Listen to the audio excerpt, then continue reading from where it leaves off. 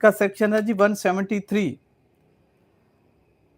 अब 173 ओवरऑल कहता है कि कुछ ऐसे मामलात यहाँ रीअसेसमेंट की ज़रूरत है या कोई एरिया जो है उसको रिकॉर्ड ऑफ राइट्स उसका अपडेट करना है, अपग्रेड करना है, रिव्यू करना है, तो उस सूरत में रेवेन्यू ऑफिसर को नोटिफाइड किया जाएगा और साथ ही इस असेसमेंट के लिए अदालत हाय दीवानी सिविल कोर्ट के अख्तियारात वेस्ट किए जाएंगे, ग्रांट किए जाएंगे, दे दिए जाएंगे। Power to invest officers making record of rights. अब रिकॉर्ड ऑफ राइट्स और पीरियडिकल रिकॉर्ड को एट लेंथ हम लास्ट सेक्शन में किया कि रिकॉर्ड ऑफ राइट्स मिसले हकीयत, फर्द मलकियत और क्या कहता, रजिस्टर अकदरान और जमाबंदी, और दूसरा लफ्ज़ था पीरियडिकल रिकॉर्ड। इसके साथ ये भी लिख लें, ऐड करते चले। मैंने कहा था कि ज़रूर इस पे कहीं ना कहीं आपसे पूछा जाएगा या क्वेश्चन हो सकता है कि इनको डिफाइन करें या इनमें डिस्टिंक्शन करें। और लैंड रेवेन्यू एक्ट को खास करके बहुत ज़्यादा एम्फसाइज कर रहा है एग्जामिनर सिविल जज के एग्ज़ाम में। एडिशनल डिस्ट्रिक्ट एंड सेशन जज भी है, उसमें भी इसको एम्फसाइज किया जा रहा है, लेकिन कंपैरेटिवली सिविल जज के एग्ज़ाम में इसको ज़्यादा एम्फसाइज किया जा रहा है। तो इस तरह के छोटे छोटे सवाल जो हैं इसी बेर एक्ट से ही आपसे वो पूछे गए कहीं ना कहीं। और जनरल रीअसेसमेंट अमूमन क्या है, असेसमेंट हुई, तशखीस हुई ऑलरेडी, लेकिन री असेसमेंट दोबारा उसमें नए तरीके से उसकी असेसमेंट करना, तशखीस करना। अब क्या है with powers of civil courts, दो बातें यहाँ, एक तो रिकॉर्ड ऑफ राइट और असेसमेंट की बात हो रही है और दूसरा नोटिफाई किया जाएगा एज अ सिविल कोर्ट। और रेवेन्यू ऑफिसर जो है जब वो काम करेगा तो एज अ सिविल कोर्ट काम करेगा। द बोर्ड ऑफ रेवेन्यू में अब किसके अख्तियारात हैं नोटिफाई करने के? बोर्ड ऑफ रेवेन्यू के। जी सर आगे आ जाइए।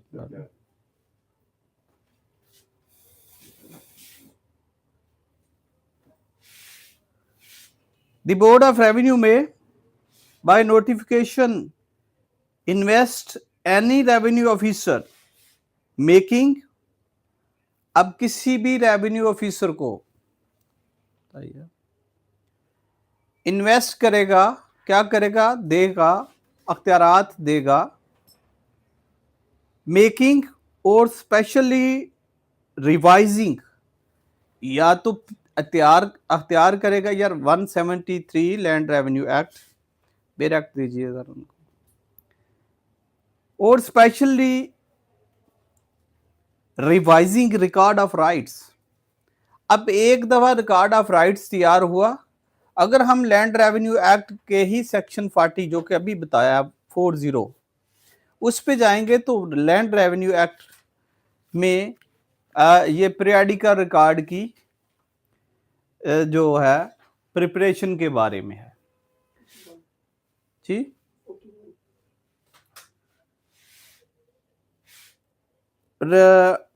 especially revising record of rights in any local area in pursuance of a notification under section 40।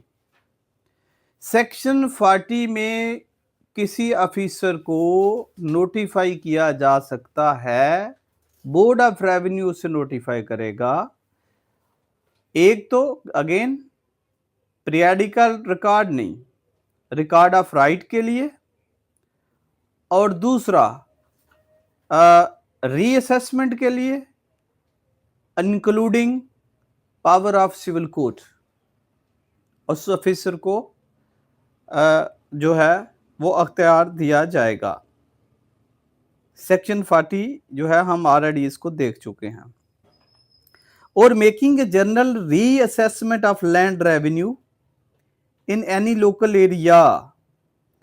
अब अगेन के रीअसेसमेंट होगी, री इवैल्यूएशन होगी, तशीस होगी दोबारा से नए सिरे से रीअसेसमेंट होगी लैंड रेवेन्यू, मालिये की, लैंड रेवेन्यू की in any local area in pursuance of notification under section 59, or any revenue officer in a colony or as defined in the colonization of government's land Punjab Act 1912, or any revenue officer to whose control that officer is subject with all or any of powers of any court।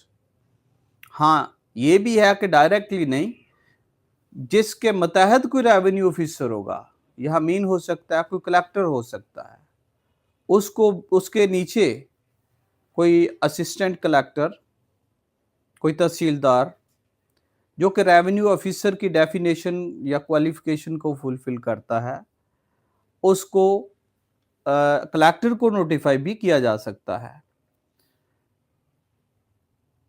Constitute under the Punjab civil code ordinance 1962, west Pakistan ordinance 2 of 1962। Similarly जिस तरह के ये ordinance है civil code ordinance, ये deal करता है कि court का तरीकाकार कैसा होगा, कोर्ट कहाँ कॉन्स्टिट्यूट होगी, कहाँ कोर्ट की जुरिस्डिक्शन होगी, कैसे कोर्ट की हायरार्की वर्क करेगी। ये ऑर्डिनेंस पर्टेनिंग टू दैट। एक तो सिविल प्रोसीजर कोड है जो कि प्रोसीजर बताता है कि किसी केस में कैसे प्लेंट आनी है, कैसे जवाब दावा आना है, देन प्रोसीडिंग में कैसे विटनेस कॉल होनी है, कैसे कितने टाइम में जवाब दावे का राइट क्लोज होना है, देन फिर अगर जजमेंट एंड डिक्री आनी है तो वो किस तरह से आनी है। That is all pertaining to that further more till the execution of judgment and decree या कोई ऑर्डर। लेकिन ये ऑर्डिनेंस डील करता है किसको, कोर्ट की हिरार्की को, कि कोर्ट कहाँ कॉन्स्टिट्यूट होनी है, डिस्ट्रिक्ट एंड सेशन जज के क्या अख्तियारात हैं, और उसके नीचे सिविल कोर्ट। और इसी तरह ही ये ऑर्डिनेंस के तहत ही एक कलेक्टर या रेवेन्यू ऑफिसर को नोटिफाई किया जा सकता है और उसके पास इस ऑर्डिनेंस के सिविल कोड ऑर्डिनेंस 1962 के तरीक़ाकार के वो अख्तियारात भी वेस्ट किए जाएंगे, तफवीज़ किए जाएंगे। For the purpose of trying all or any specified classes of suits, किस मकसद के लिए कि कोई या तो हर नेचर का केस हो सकता है या किसी खास स्पेसिफिक मखसूस किस्म के केस हो सकते हैं या अक़साम के केस हो सकते हैं, उनकी क्लासिफिकेशन या दर्जाबंदी हो सकती है। सूट और appeals relating to land arising in the local area, जो कि किसी मकामी इलाका में पैदा हों या अकरू हों। अब ये है कि ये सिविल कोड को, ये अगर यहाँ ये भी सवाल आ सकता है कि क्या एक रेवेन्यू कोड जो है वो इक्विवेलेंट सिविल कोड है, तो ये खुद भी revenue officer as a civil code अलहदा से सेक्शन है कि as a civil code proceed कर सकता है अगर कोई इशू जो है ऐसा देखे। लेकिन अगेन थ्रू नोटिफिकेशन भी इसको एज ए सिविल कोड जो है वो पावर जो है वो दी जा सकती हैं, और ये सिविल प्रोसीजर को अडॉप्ट करते हुए उसी तरह ही इसकी आगे अपील, रिव्यू, रिवीजन प्रोसीड होंगी जैसे सिविल कोर्ट की हैं। जब एक रेवेन्यू ऑफिसर सिविल कोर्ट के अख्तियारात इस्तेमाल करेगा या एज ए सिविल कोर्ट काम करेगा, तो देन उस सूरत में उसका कोई भी इंटरिम ऑर्डर, इंटरलॉकेटरी ऑर्डर या उसका कोई फाइनल जजमेंट एंड डिग्री उसी तरह ही ट्रीट होगी और उसी तरह ही फर्दर प्रोसीड होगी जैसे कि एक सिविल कोर्ट का order, judgment, degree, interim order या इंटरलॉकेटरी ऑर्डर होगा। द बोर्ड ऑफ रेवेन्यू में cancel an order notified under subsection 1 wholly और इन पार्ट। अब सवाल ये है कि बोर्ड ऑफ रेवेन्यू के ये अख्तियारात हैं, क्या करेगा? May cancel an order notified under subsection 1। अगर नोटिफिकेशन कोई हुआ है तो उस नोटिफिकेशन को मुकम्मल तौर पर कैंसिल कर सकता है या पार्शली उसको कैंसिल कर सकता है। क्यों? जैसे कि हमने ऊपर देखा कि 173 की सब क्लास 1 में कि नेचर ऑफ केस या क्लासिफिकेशन ऑफ केस, दर्जा बंदी और एरिया, तो इस एरिया को मखसूस भी किया जा सकता है, इस दर्जा बंदी में भी फर्क लाया जा सकता है या पार्शली किसी डायरेक्ट ऑफिसर, रेवेन्यू ऑफिसर को as a court, civil court अख्तियारात दिए जा सकते हैं, रीअसेसमेंट के अख्तियारात दिए जा सकते हैं या रिकॉर्ड ऑफ राइट की प्रिपरेशन के लिए अख्तियारात दिए जा सकते हैं। इनमें से तमाम अख्तियारात भी दिए जा सकते हैं और पार्शली मीन कोई एक अख्तियारात कम भी किया जा सकता है या बाकी सारे अख्तियारात दे के कोई एक दिया भी जा सकता है। तो इस तरह ये बोर्ड ऑफ रेवेन्यू का अख्तियार है कि उसमें थ्रू नोटिफिकेशन, अब ये नोटिफिकेशन की एक कंडीशनैलिटीज ये ज़रूर होती है कि उसे मुश्तहर करना, उसका इश्तिहार देना। नोटिफिकेशन का मतलब ही ये है कि उसे पब्लिश करना और थ्रू ऑफिशियल गजट ज़रूरी है, वो जहाँ भी हो, किसी ऐसा दर्जा बंदी का हो, किसी की पावर किसी को इन्वेस्ट की गई हो या अदरवाइज कोई रूल, रेगुलेशन या ऑर्डर या ऑर्डिनेंस व्हाटसोएवर प्रामलगेट किया गया हो, बनाया गया हो या ये किसी इदारे के बाई लॉ या बाई रूल्स भी हों।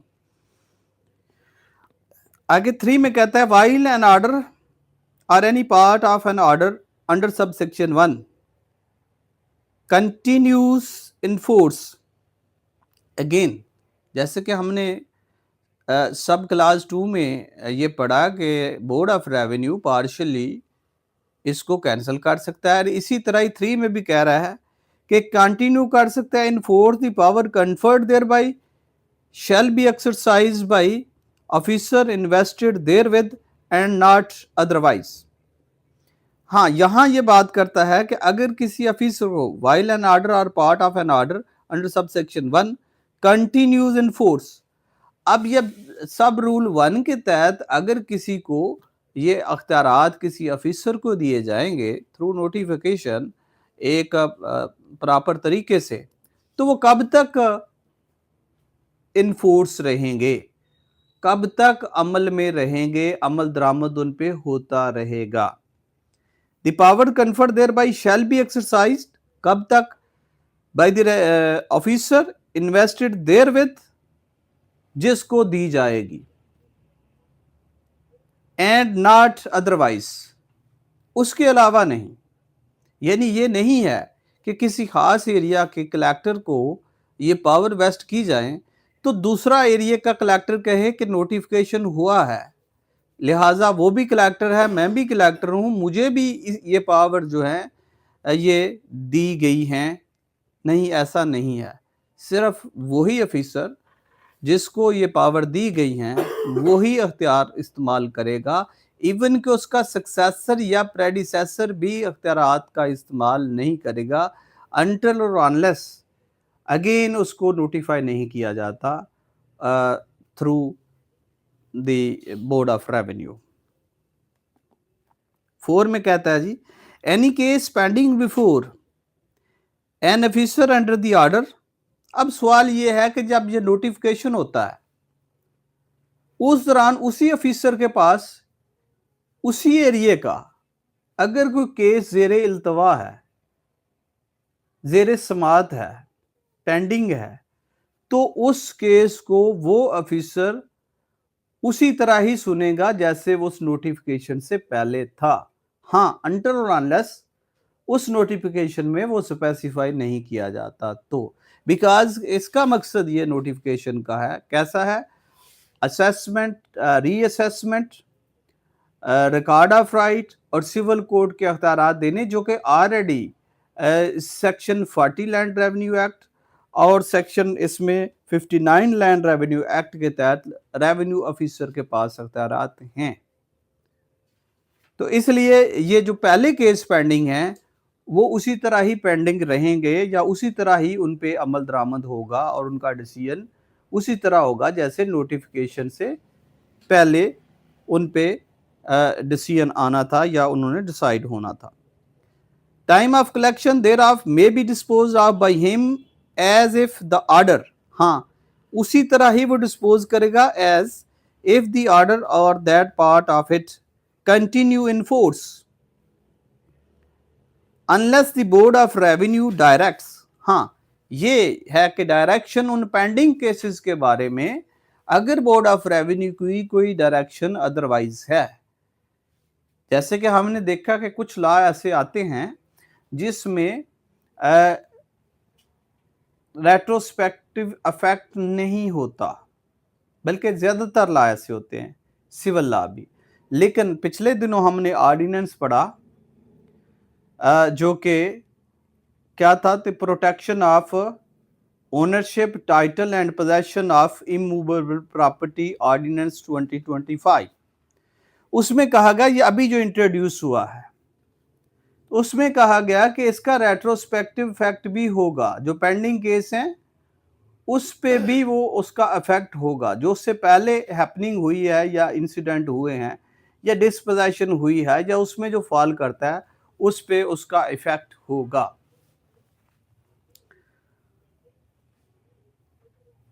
That those cases shall be transferred for disposal to the court by which they would have been disposed of। उसी तरह ही उसकी डिस्पोजिशन उनके फैसले होंगे जैसे कि have been disposed of if the order had not been notified।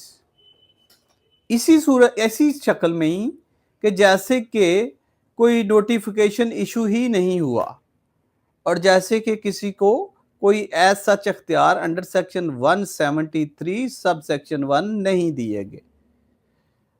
यहाँ मशरूत है, दोबारा मैं रिपीट करता चलता हूं कि अगर board of revenue otherwise consider करे तो ठीक, नहीं तो वो केसेस उसी तरह डिसाइड होंगे।